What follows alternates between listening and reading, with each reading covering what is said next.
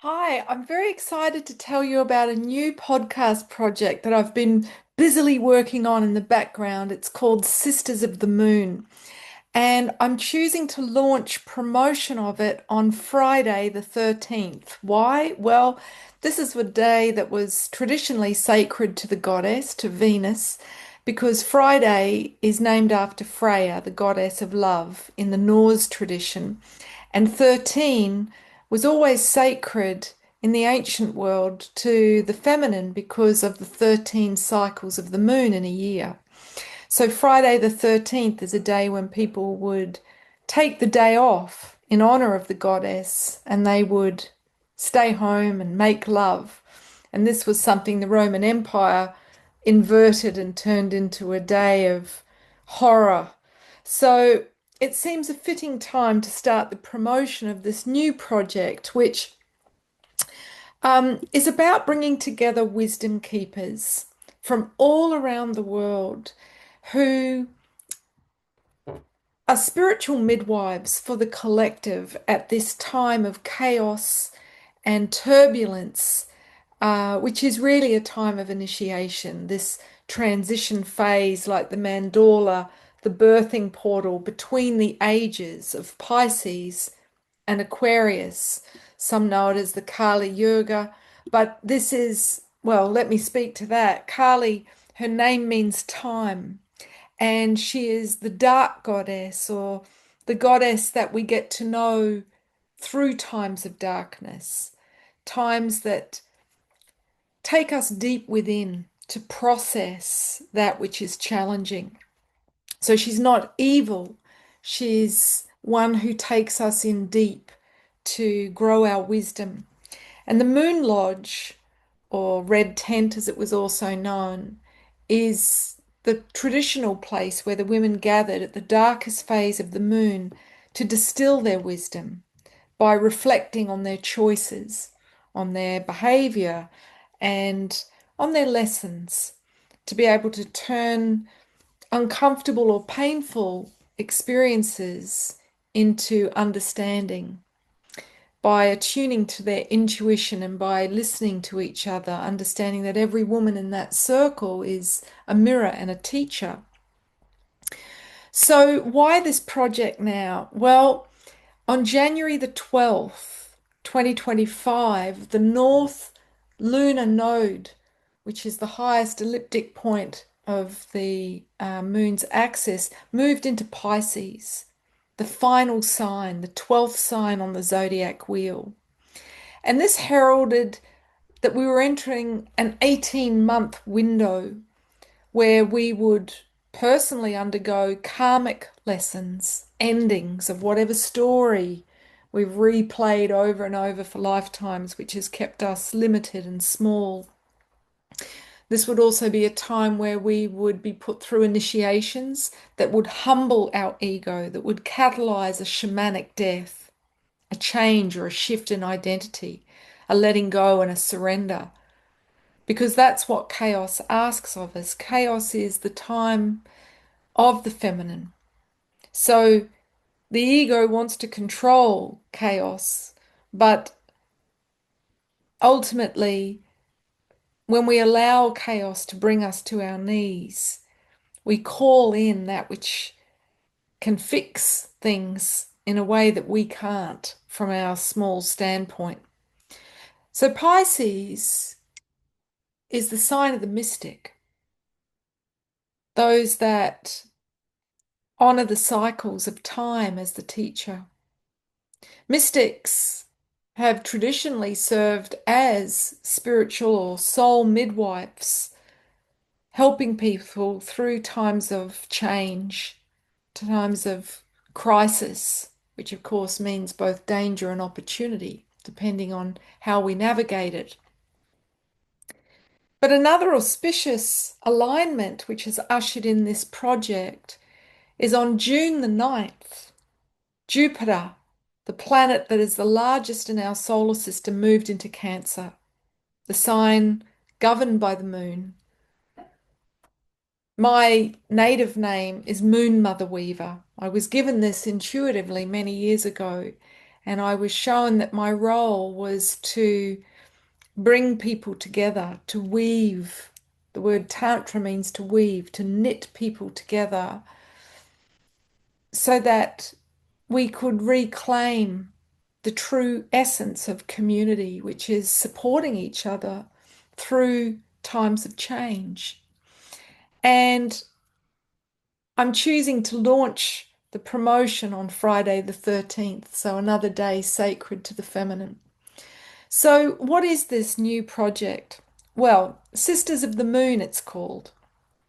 And this is a project that I didn't realize at the time. It began in 1997 when I was living off grid in the mountains and I channeled a chant called Sisters of the Moon. Those of you who have trained with me and done your Red Tent facilitator training will recognize this chant. Well, when I was living in Morocco earlier this year, a dear brother sent me a message one morning, which I awoke to, which said, "Someone's done a new version of your song." And I looked at my phone and it said Sisters of the Moon. And I thought, oh, someone's done a version of my chant. How cool. Only to realize it was Stevie Nicks and Fleetwood Mac had an album that was being, remastered. I didn't know that they had a song called Sisters of the Moon. But as I stood there in my bathroom, this flash of insight came that I was to bring together wisdom keepers in a virtual moon lodge to initiate the collective into the wisdom of the mystic feminine during these transition times. So I've been reaching out to women who are way showers, those who help others to navigate the dark using their insight like a miner in a cave deep in the earth, the great womb of the mother. So this is to harness the power of three. It's a panel show. So instead of one-to-one interviews, I bring together two women, and with myself as the third party, we discuss conversations around change, different aspects, different themes. And we conduct it as if we're in the Moon Lodge. So we start with an invocation, invoking our ancestors. I pull a card from the Kali deck by Alana Fairchild. And we each set an intention. And then we discuss the theme.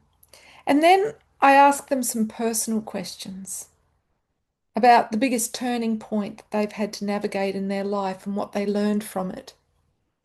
And we end with a shared prayer for humanity and also a sharing of their offerings. So if you have people that you think would be wonderful guests, wisdom keepers, who have really shown up for the global family in service, then I'd love to hear from you. Drop me a line at admin@themoonwoman.com.